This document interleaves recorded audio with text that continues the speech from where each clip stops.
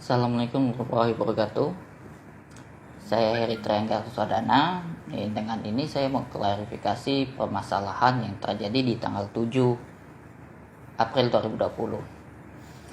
Awalnya di tanggal 5, saya dihubungi oleh pihak kesehatan bahwa saya disuruh cek ulang tentang kesehatan saya. Memang sih di Jakarta kita pernah rapid test, dan sudah diumumkan dari sekian dites hanya sekian yang positif, tidak termasuk saya. Akan tetapi setelah saya pulang di tanggal 1 dan isolasi diri di rumah saya sendiri, tidak ada satu orang pun yang di sana kecuali itu saya. Setelah itu di tanggal 5-nya saya dihubungi bahwa saya kalau lebih baik saya dites ulang agar aman. Bagaimanapun saya sudah 1 minggu di Pontianak. Bagaimanapun saya kan ingin ketemu dengan pihak keluarga, itu yang pasti. Makanya saya disarankan untuk tes ulang, karena mereka juga agak ragu-ragu. Mereka menjelaskan bahwa rapid test tersebut hanya 60% keakuratannya. Oke, saya ikuti prosedurnya. Saya hubungi segala macam, akan tetapi dilempar sana sini lewat telepon. Maka di tanggal 7 saya beranikan diri turun langsung ke RS Sudarso ini. Itu tepatnya jam 12 siang. Setelah itu saya dilempar sana lempar sini, akhirnya sampai UGD, ketemu sapam, saya ditunggu di luar. Oke, saya bilang, Pak, saya ingin tes COVID-19. Karena saya permintaannya saya ini harus dites ulang karena saya pulang dari Jakarta. Oke, ditinggalinnya. Dia lapor ke dalam dan lain-lain. Gak lama dia keluar, baru suruh saya masuk.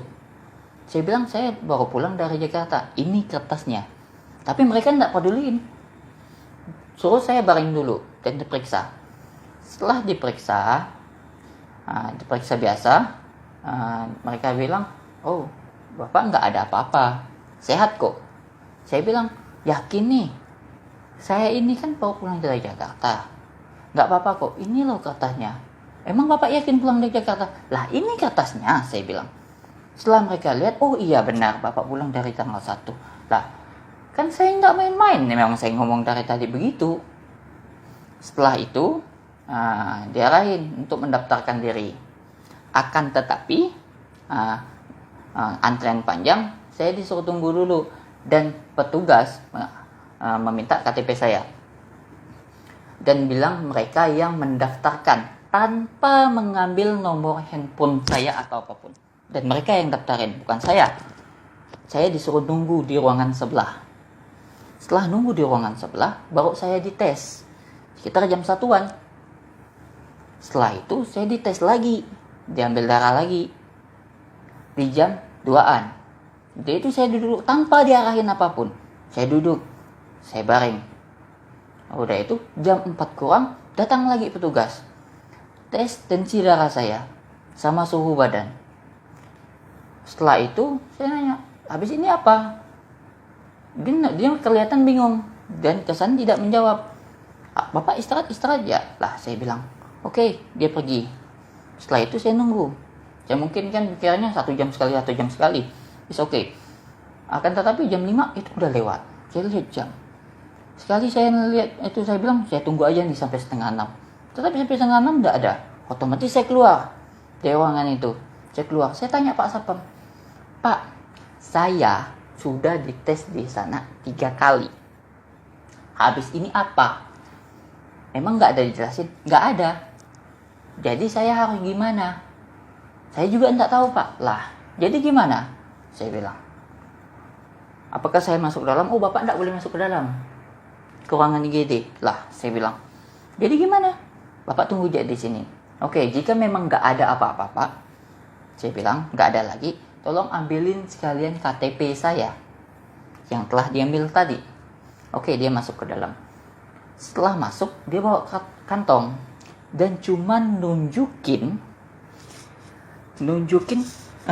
bahwa isinya itu KTP dan ini, tunggu ya saya cari, dan kartu ini. Saya bilang, cuman ini isinya Pak.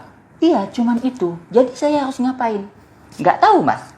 Lah, jadi gimana? Ya nggak tahu. Oke, saya jalan ke parkiran samping masjid itu. Itu waktu udah mau maghrib. Setelah itu saya dihubungi oleh pihak puskesmas Siantan. Bang, gimana keadaannya? Baik, saya bilang. Hasilnya nggak tahu. Lah, penjelasan dokter nggak ada jelasin. Arahan juga nggak ada. Saya bilang, jadi gimana? Katanya, ya saya nggak tahu. Tunggu sebentar Bang, saya hubungi mereka. Oke, saya bilang, saya tunggu. Saya tunggu, nggak lama dia nelfon. Nggak tahu juga Bang. Lah, jadi saya harus kemana? Ini mau maghrib loh, saya lapar. Saya bilang, oke Bang, itu terserah Bang mau kemana? Katanya. Nah, baiknya mau makan-makan lah Bang, katanya. Mau sholat dulu. Oke Bang, tapi jika ada apa-apa, tolong hubungi saya. Karena apa? Pihak Sudarso tidak ada ngambil nomor handphone saya. Oke Bang, kata. Setelah itu, saya makan. Baru makan belum habis, orang itu tersebut nelpon saya lagi. Hubungi saya lagi. Bang, di mana? Saya dekat Sudarso ini. Lah, katanya. Emang ada apa Bang? Pihak Sudarso cari abang. Oh, emang ada apa Bang? Nggak tahu Bang. Lah, kok gitu? Saya bilang. Nah, bentar Bang. Ya udah itu, dikirim nomor handphonenya segala macam. Setelah dihubungi, rupanya dia bilang, saya mau dites sekali lagi. Tes paru-paru atau gimana gitu. Oke, saya bilang. Habis makan, saya langsung ke sana. Ini di depan saya kok, saya bilang. Oke Bang. Setelah makan, saya datang lagi. Datang ke ruangan IGD lagi. Di depan IGD. Saya ketemu satpam yang sama. Pak, kok kembali lagi Mas? Lah, saya bilang, katanya saya dicari. Ya kan Mas? Coba Bapak tanya di dalam, benar enggak saya dicari? Saya bilang. Dia masuk ke dalam. Itu waktu cuman habis maghrib. Pada itu dia keluar lagi. Ya benar Mas suruh tunggu di dalam. Di ruangan yang tadi. Oke, saya tunggu.